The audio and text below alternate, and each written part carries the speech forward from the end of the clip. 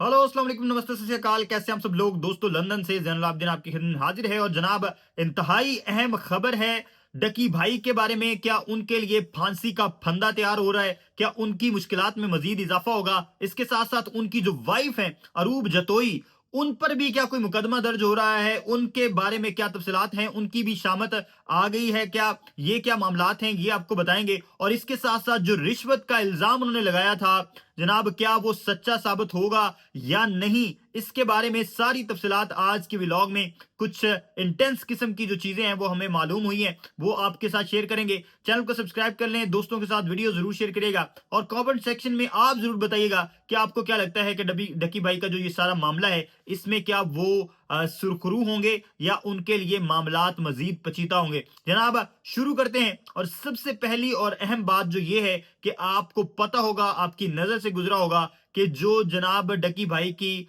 बेगम है, उन्होंने 9 करोड़ रुपए की रिश्वत का इल्जाम लगाया था।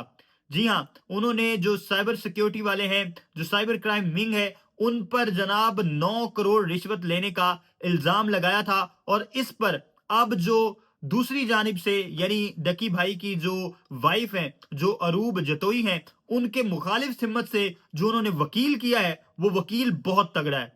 और वो वकील ऐसा है जिसने इस मुल्क के सबसे मुश्किल तरीन केसेस ना सिर्फ लड़े हैं बल्कि जीते हैं। जी हां, मैं बात कर रहा हूं अली इशफाक भाई की। वो बहुत जो है वो काबिल वकील हैं, हमारे बहुत अच्छे दोस्त भी हैं, भाई भी हैं। लेकिन मामला ये है कि इस सारी सूरत हाल में क्या वो डकी भाई के लिए मजीद मुश्किलात पैदा कर सकते हैं? तो मेरा ख्याल है कि कर सकते हैं।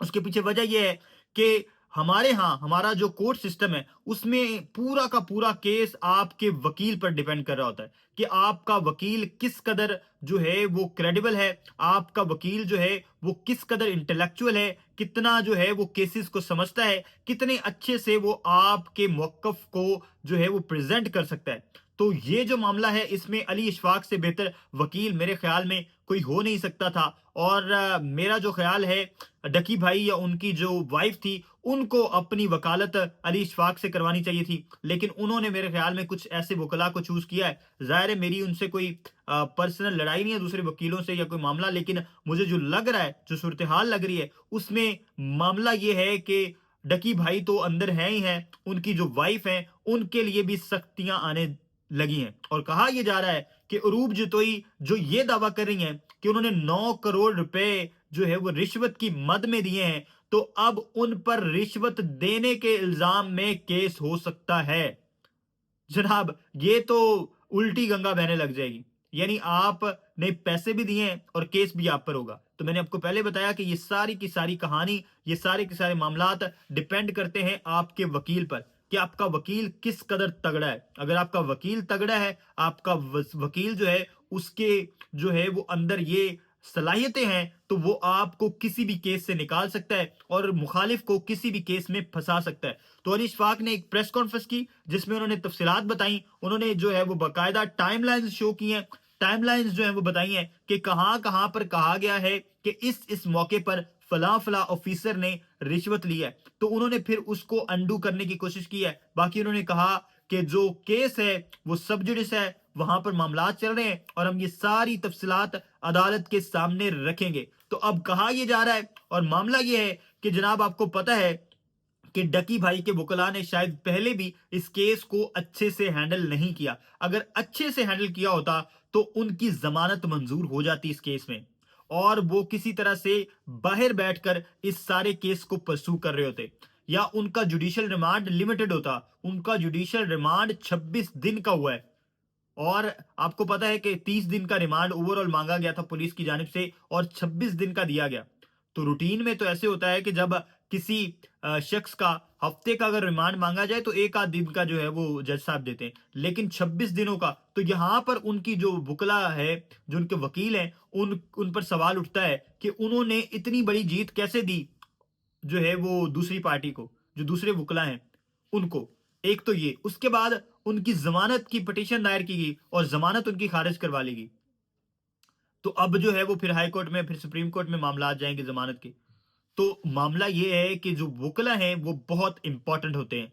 और अब जो ये चीज की है अरूप जतोई ने कि उन्होंने उनके वकला ने, ऑब्वियस सी बात है कि उनको इस चीज़ का मशवरा दिया होगा, सॉरी, या उन्होंने इस चीज़ पर उनको जो है वो डिटेल शेयर की होंगी। उन्होंने इस चीज़ पर उनको कन्विंस किया होगा कि आप जवाबन एक पर्चा करवा दें। समझ रहे हैं? एफसीसीआई पे। तो अब जनाब अगर वो जवाबन उन्होंने एक केस करवाया और उसकी बड़ी हाइप हुई, पूरे सोशल मीडिया पर फैलाया गया कि जनाब मुख्तलिफ जो एफआईए जो है उसने केस किया है अपनी जो रेली एजेंसी है उस पर, और उन्होंने 9 करोड़ का जो है वो घपला किया है, या 9 करोड़ जो है वो रिश्वत लेने की कोशिश की है।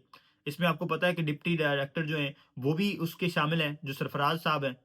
तो इसमें जो है उनको भी अब जो है वो हिरासत में लिया गया है।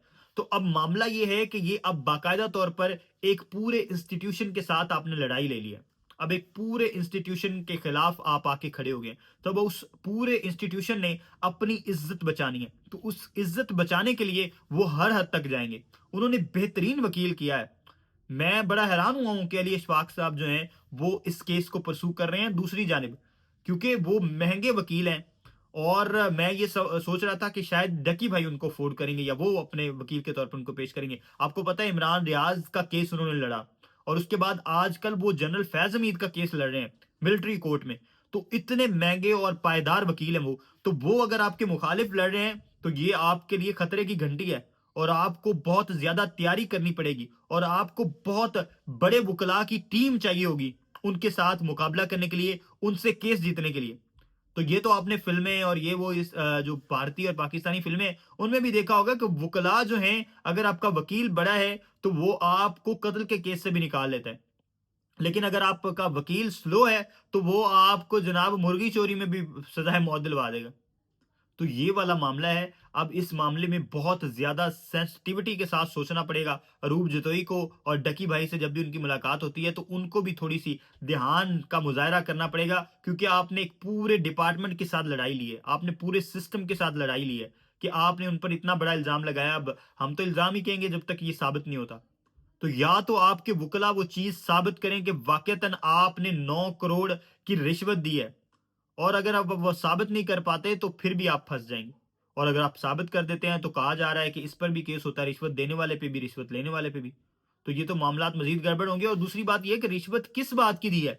किसी किस्म की रिलैक्सेशन तो डकी भाई को मिली नहीं। उनका रिमांड जो है वो अगर 30 दिन का था तो 26 दिन का हो गया। अब ये कौन सी रिलैक्सेशन है?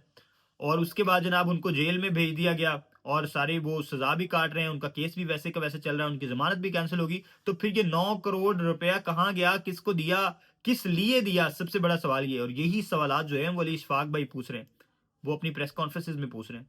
तो ये मामला तो बड़ा संजीदा होता जा रहा है, और मेरे ख्याल में डकी भाई के लिए मुश्किलात में इजाफा होगा। कोई आसानी मुझे उनके लिए नजर नहीं आ रही।